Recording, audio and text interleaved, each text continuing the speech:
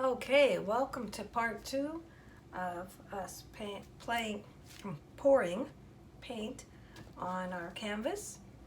So what we're going to first do is put a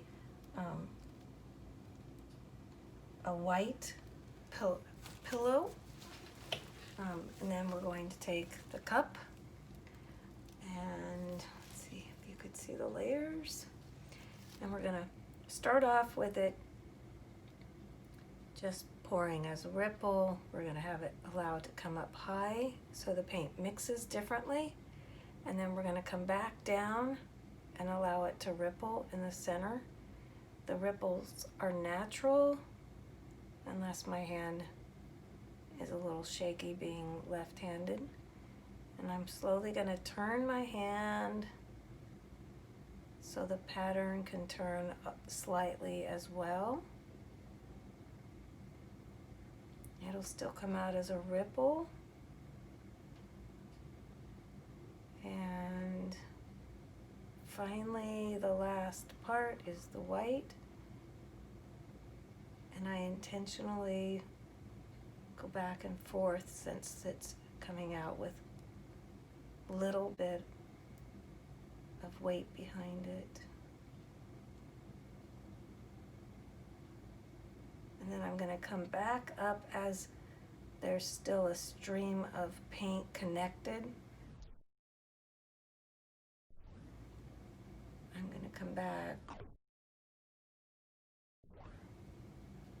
allow that blue to hit, and then I don't get a kind of a funny little spot in the center. So this is my cup. I save the cups. Put them on a string of twinkle lights. I think I'm going to add a little bit of this combination I've made of 10 parts water to 1 part Floetrol, so I can mix the colors, add some water to it without having it straight water, so I'm less likely to have a reaction to my paint like not connecting. I don't know the chemical reaction that occurs, but something happens if there's too much water put into the paint. But we want it to be thinner so that the paint that's in the center can go ahead and just flow off. And I'm going to quickly try to get it up to where the other paint was, and then slowly bring it to the edge. And because I spray painted the back of this with water, the canvas is nice and tight. So this is allowing the paint that's in the middle to be able to flow and not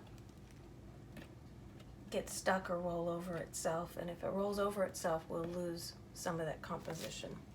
Okay. So I'm going to really quickly just heat it up a little bit. This allows to take out the bubbles of air, and it also allows the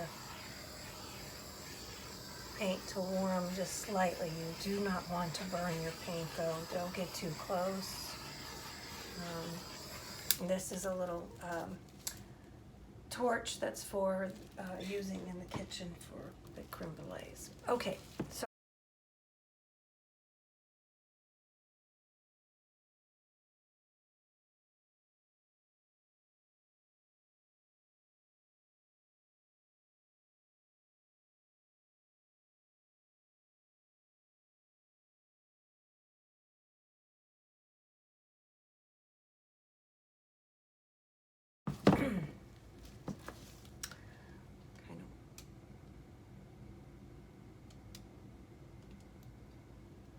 want it to get it in the shape so not too much of the actual colors come off. If the purple that I put around comes off, that's okay.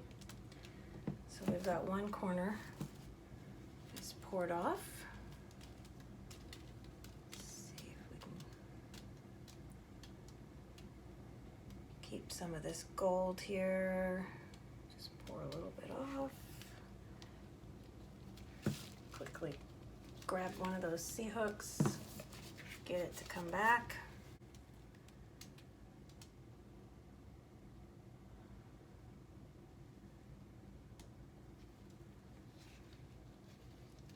Using my fingers to make sure that the corners get covered.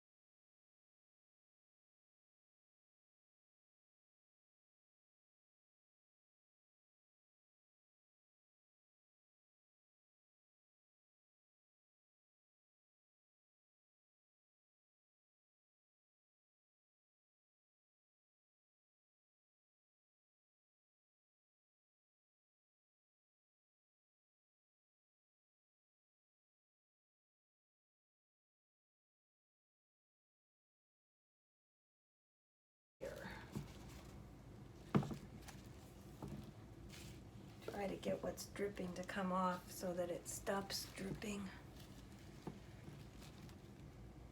So I like that green pathway.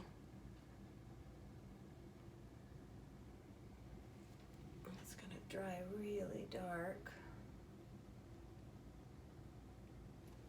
I'll turn it around so you can see what I'm doing here. I'm grabbing the C-hook and I'm wanting to keep these guys here. I really like this too.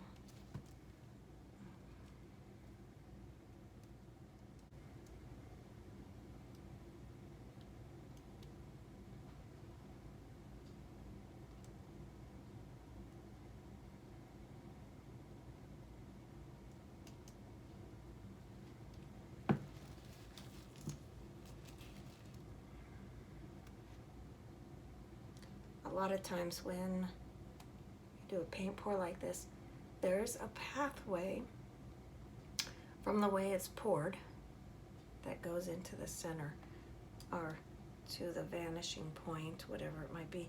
So right now it would be upside down if we were looking at that. So I'm going to try to get that white spot to be in the corner, and you can see the path if I turn it around here. So I don't want to drip. So this is the path that I'm talking about that goes right up there. I think we are done. I think that's where we're gonna stop. I'll bring you in closer so you can see it. So the gold ended up being able to get in each of the layers.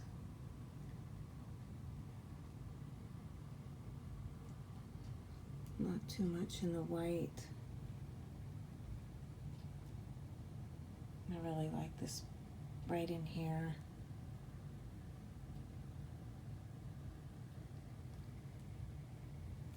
This is where our color ended up being. The last part of that gold that we added with the orange and then with the green. That rich blends of the dark colors.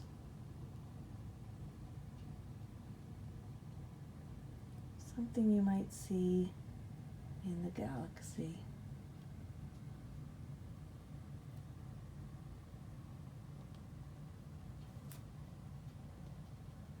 All right. Well, if you like what you watch, please subscribe. Helps me as a new YouTuber. Thank you so much.